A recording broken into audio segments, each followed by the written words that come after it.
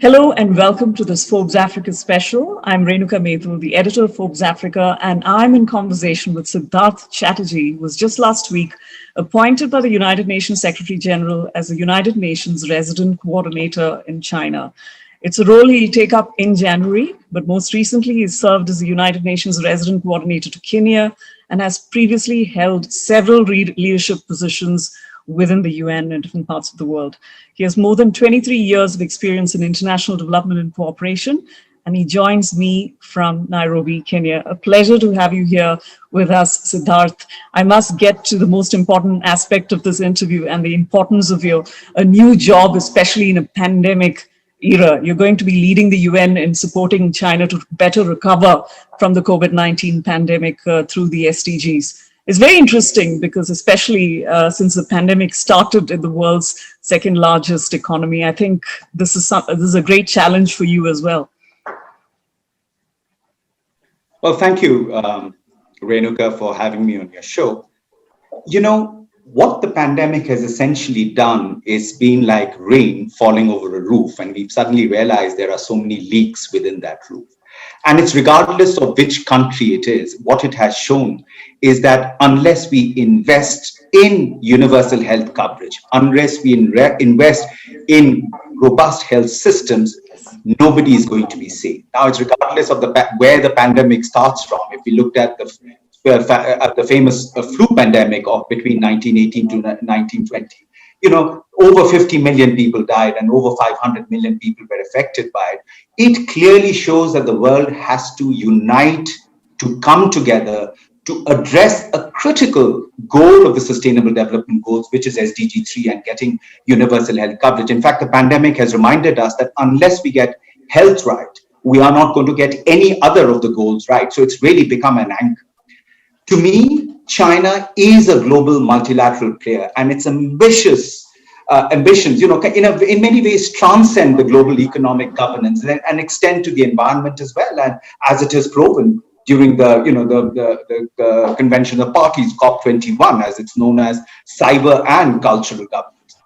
Now, China has a population, Renuka, of about 1.3 billion, and it has placed itself as the second largest economy of the world, while in terms of purchasing parity, perhaps is the single largest contributor to world growth in the last 11 years. I mean, despite, you know, its location, its politics, it has shifted to a centrist market-based kind of multilateralism, multinationalism. Yeah. Now, China achieved the SDGs by 2015 and is almost moving on track. And perhaps many of the SDG goals have been met. And how remarkable it is that in a matter of 20 to 30 years, here is one single country that has lifted 850 million people out of poverty. Yeah. Now, this can be contributed.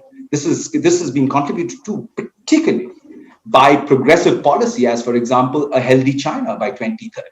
You know, in which the multi-sectoral collaboration and innovation plays a key role and puts health at the center of the country's entire policy-making machinery, making the need to include health in all policies of their public policy space. Now, these achievements offer also us key opportunities for learning. And particularly, I see the role of the United Nations family working with China and looking at countries which are still working their way up in improving health systems, in improving livelihoods, in improving access to food security, and enhancing, you know, South-to-South cooperation. And to me, China is also, as we all know, a major contributor to peace. For example, it is the third largest contributor to the United Nations after the US and Japan, and the second largest contributor to the UN peacekeeping budget, and the largest contributor of peacekeeping troops from amongst the permanent five of the UN, and its commitments towards diplomatic and peaceful solutions to conflict. Now, in addition, over the past years, Renuka, the Chinese government has increasingly promoted the One Belt, One Road initiative. Yes. It is such an important initiative. I know that it has been clouded in various kinds of controversies, but you know what? A road is a road, and it's a global common. It allows everybody to pass on it. So I think we all need together to improve infrastructure throughout the world, because that is the possibilities that unravel in advancing trade, commerce, and everything else. So I feel that this is something which is extremely important for the entire international community to converge around, because ultimately when we invest in infrastructure, we invest in jobs, we enhance trade, we enhance commerce. So I just think that this needs to remain a principal focus on which we must advance on. But I just wanted to go back to the pandemic and talk about how in many ways it has exacerbated the world's vulnerability, the fragility, and particularly here in Africa, we've had our own sets of perils and problems with unemployment, poverty, epidemics, climate change. How are you going to place human rights at the heart of recovery efforts, in this case, in China? You know, the UN Secretary General, António Guterres, said something really remarkable recently. He says, now is a defining moment for modern society. History will judge the efficacy of the response, not by the actions of any simple set of government actors taken in isolation, but by the degree to which the response is coordinated globally across all sectors for the benefit of the entire human family. You know, the Sustainable Development Goals itself is what I would term is the lodestar, the North Star, which actually helps bring the world together in order to recover better, in order to build back better, given the COVID pandemic. And the COVID pandemic is more than just a human crisis or a health crisis. It is an economic crisis. It is a humanitarian crisis. It's a security crisis, and most certainly, it's a human rights crisis. I mean, you know, the COVID-19 pandemic has struck us like a bolt of lightning. And in the flashes of that lightning, have we observed the contours of inequality, of deprivation. And this is not, regardless of where you are and which country you belong to, the most advanced economies in the world have actually seen the strain of it, and it has virtually wrecked their health systems. Who would have thought we would look to a Western Europe where perhaps where the casualty rate, the morbidity and the mortality, you know, and the health systems just fractured. And that reminds us that we are as strong as our weakest link. And today, now more than ever, you know, if you remember the words of Herodotus, the famous Greek philosopher, who said that, without health, we have no intellect, we have no prosperity, we have no opportunities, we have no education. And that principally falls to the very center of human development and our humanity. So therefore, the COVID-19 is also presenting us with unprecedented threats, without a doubt. But it's also unprecedented opportunities. It has challenged science, it has challenged medicine, it has challenged public policy. But at the same time, look at humanity, look at human beings, the way we reacted to it. It took 8 to 9 to 10 years to come up with a viable vaccine for smallpox and its elimination, or for polio. Look at the speed with which that we've been able to harness big data, technology, and innovation. And I feel privileged that I'm going to China, where out of the 6 vaccines that went into the third tier of experimentation on a mass scale, 3 were from Chinese company. So to me, you know, now is perhaps the moment that the global governance around health needs to come together. In fact, to me, the COVID-19 is also that bolt of lightning which calls for the renaissance of multilateralism. And I can see that renaissance happening in my role as I work with the Chinese government. Africa, and because the sense of community is so strong here. So how, in all your years of experience here in Africa, and especially this year in a pandemic year, how have you seen this resurgence of the community and public participation help in curbing the pandemic? You know, how have they helped in the socioeconomic response, and how have the various societal actors pulled together, in your opinion? You know, Renuka, I'm very proud and very honored when I became the UN resident coordinator to Kenya in 2016. Before that, I was the UN representative to UNFPA. I have seen in this country the impossible happened. And let me give you a story about this. I was then the head of UNFPA. This was 2014. Kenya was amongst the 10 most dangerous places for a woman to give birth. And we realized that the maternal mortality ratios were so high, they were at about 500 deaths per 100,000 live births. The MDG requirement, and this we are talking about 2014, the MDG requirement was 170 deaths or less. And we went into high gear.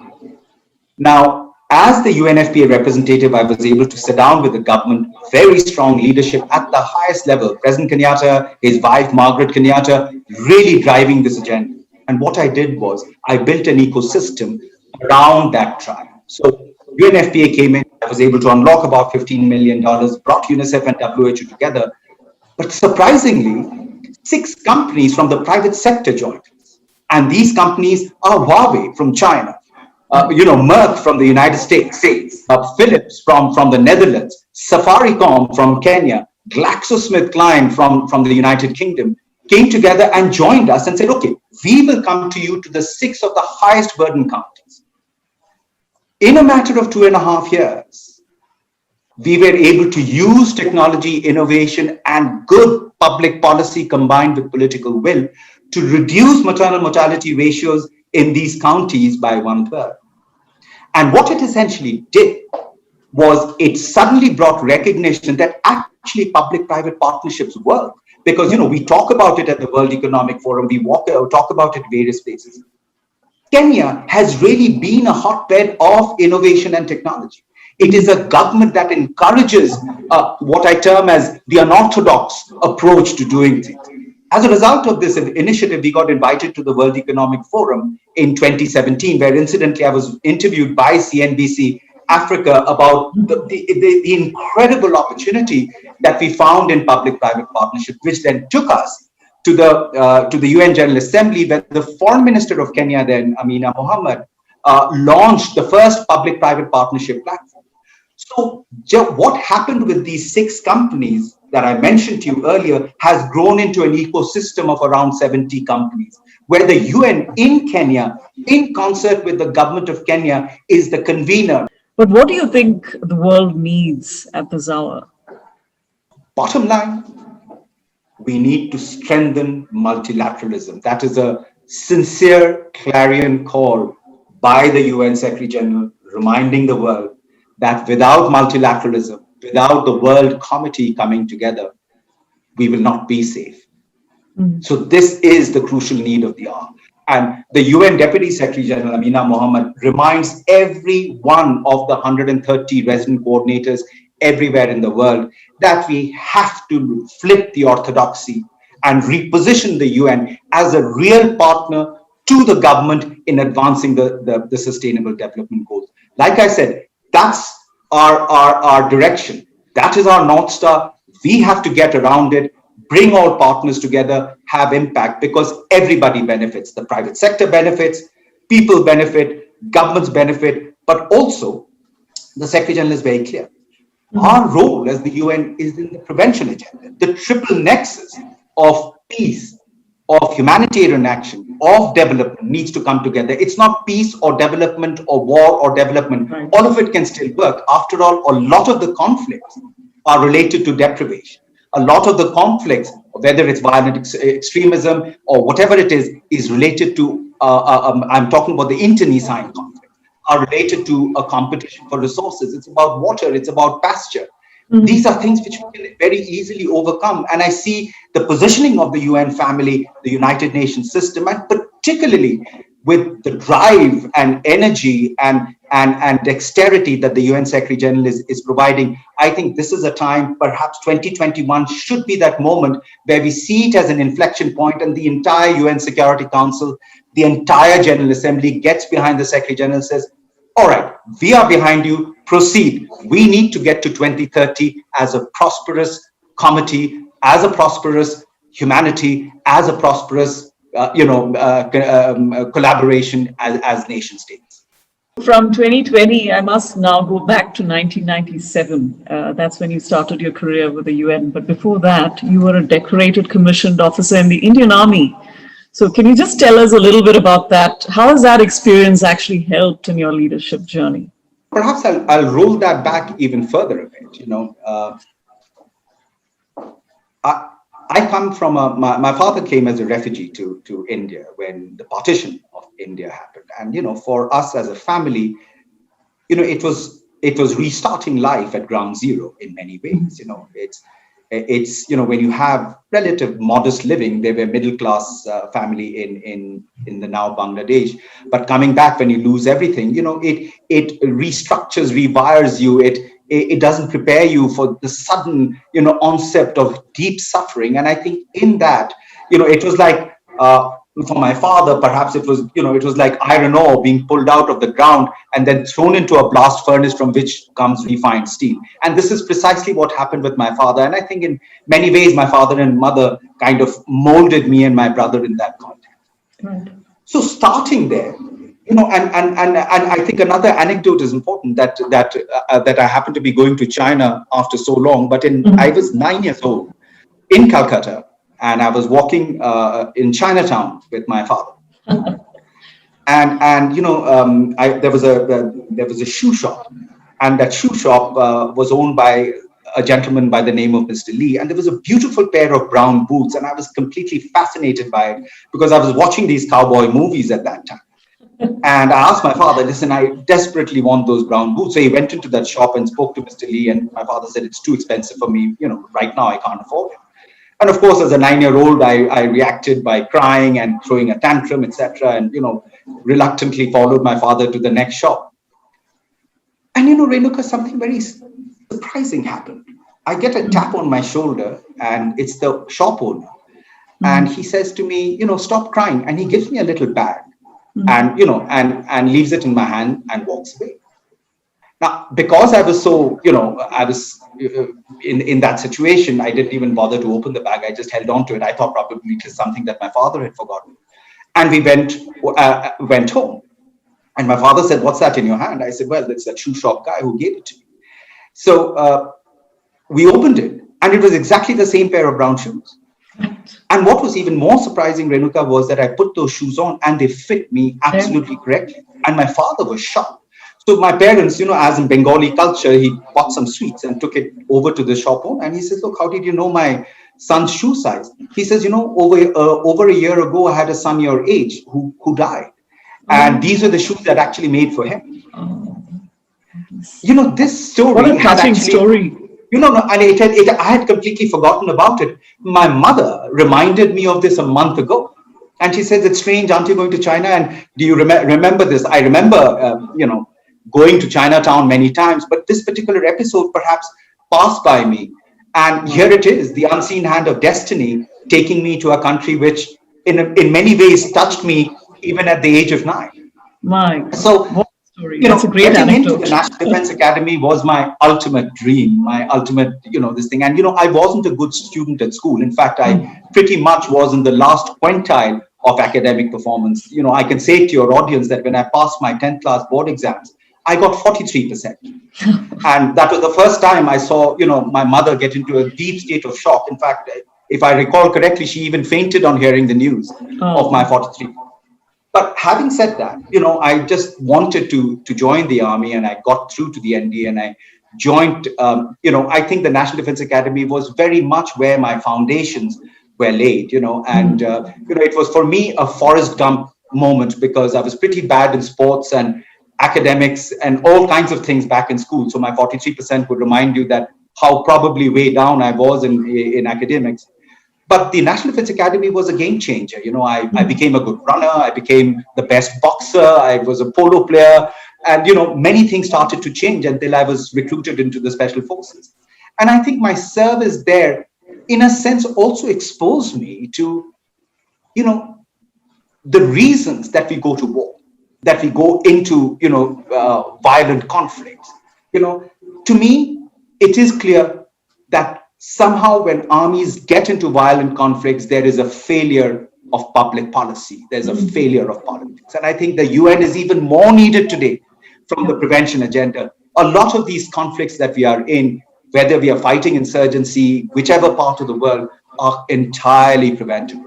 And I think my real-time exposure to military combat has taught me that these are avoidable, these are preventable. The misery that is caused not only to the soldiers fighting it, but particularly to the most vulnerable are women and children on the other side, Yes. who are Yes. innocent in it, but face the consequences of this.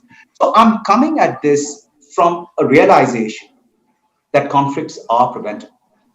You know, we are glorified, by a decoration and a gallantry award, and we have colleagues who die.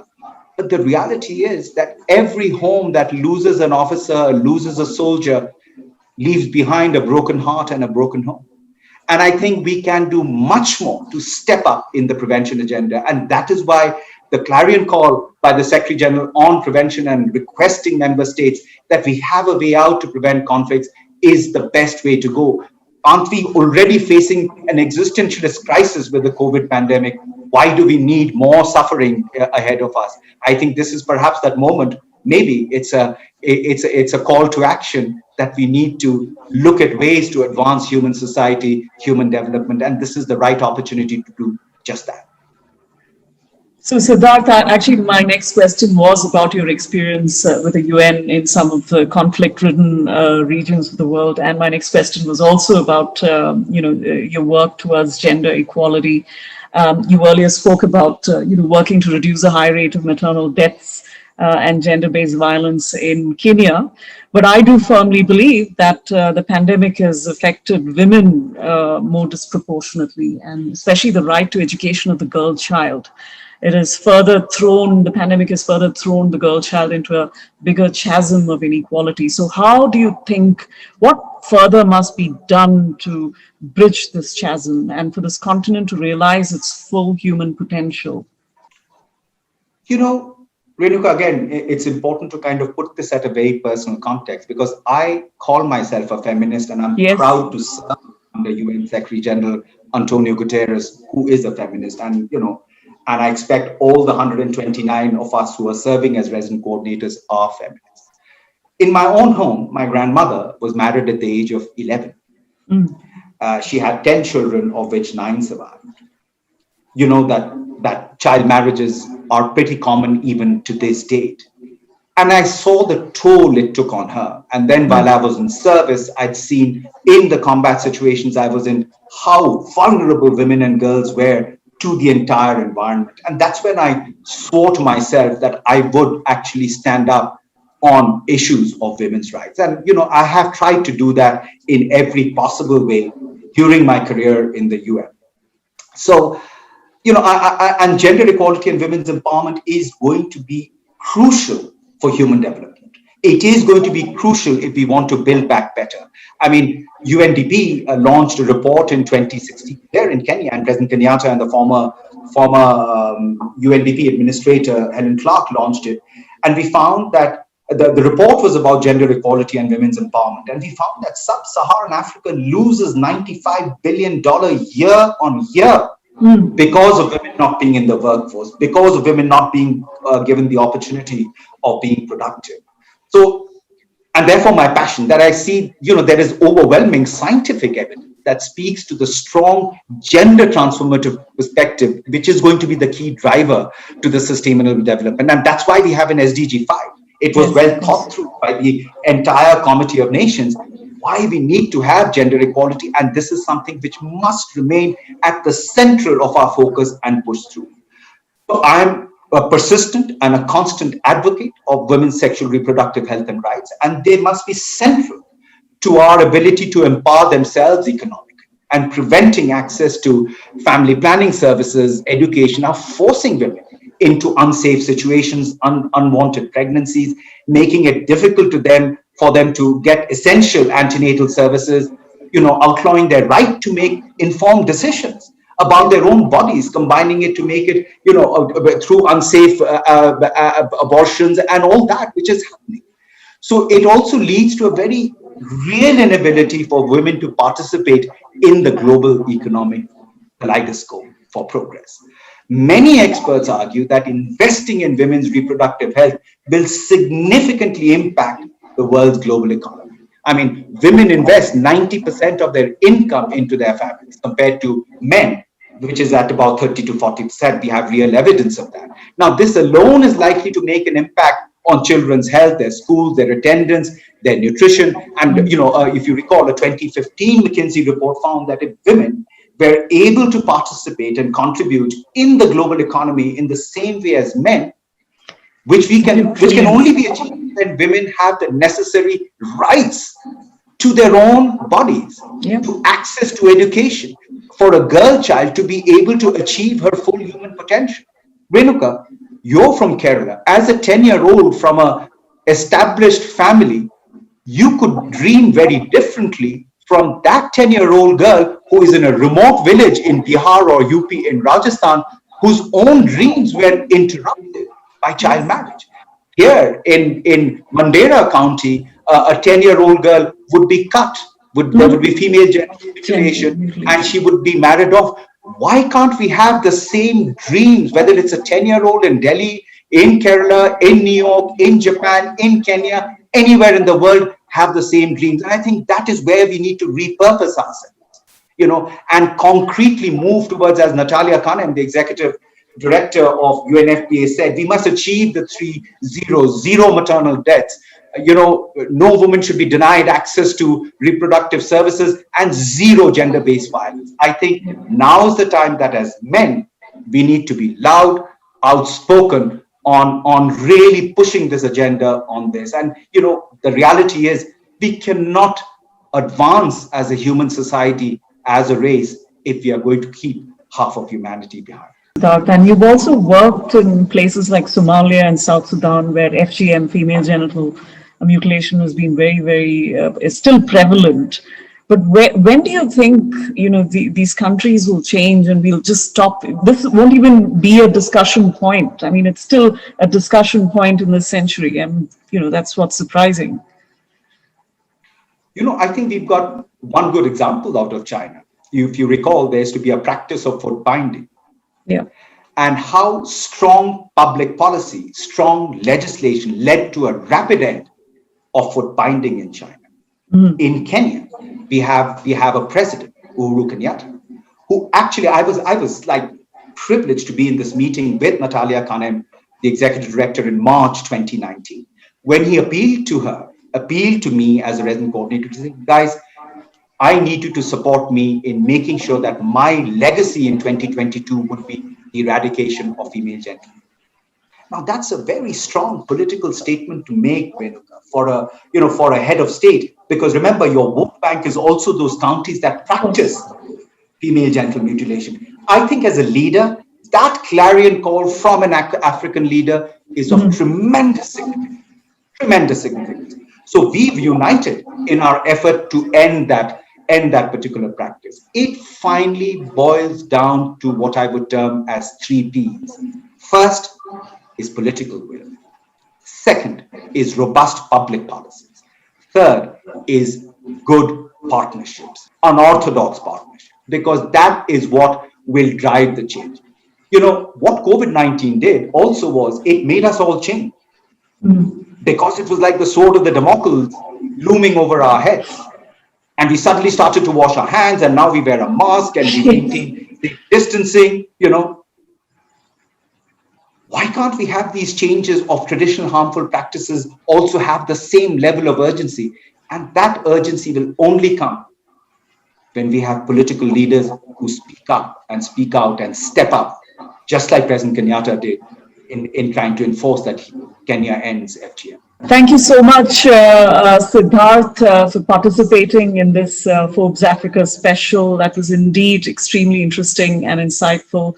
We wish you all the best. So I was speaking to Siddharth Chatterjee, the proud feminist and the passionate international diplomat. We wish you all the best, and thank you so much for watching this show.